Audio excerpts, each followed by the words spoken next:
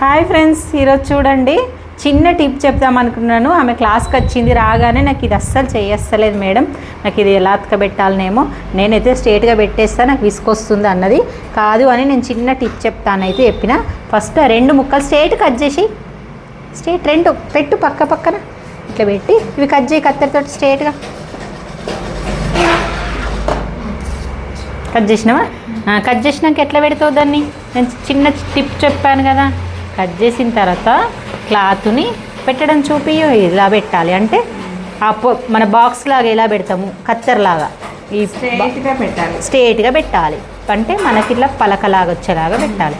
పెట్టిన తర్వాత కుట్టెక్కర రావాలి, ఈ కొన నుంచి ఈ కొన వరకు రావాలి. కింది భాగంలో ఇక్కడ కొన, పైన భాగంలో ఇక్కడ కొన వేసేయి.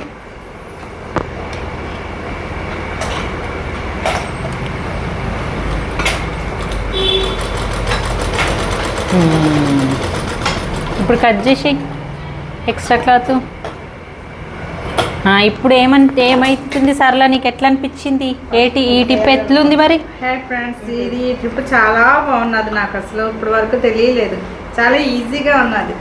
ఇప్పటి వరకు అతికిస్తుంటే ఎంత ఇబ్బంది పడుతుంట్రీ? చాలా ఇబ్బంది పడ్డాను, ఇప్పుడు చాలా ఈజీగా ఉన్నది. పైపింగ్ చేసుకోవాలన్నా, నెక్కేసుకోవాలన్నా, ఇలా పీసులు అతకబెట్టాలన్నప్పుడు చాలా కష్టం అనిపిస్తుంది కదా. ఈ టిప్ అయితే సరళకు నచ్చిందంట. మీకు ఎలా ఉందో చెప్పండి. ఇలాగే మీరు కూడా టిప్ యూజ్ చేసి నెక్ పీస్లో అవి వేసుకోండి. థ్రెడ్ పైపింగ్ ఇప్పుడు థ్రెడ్ పెట్టేసి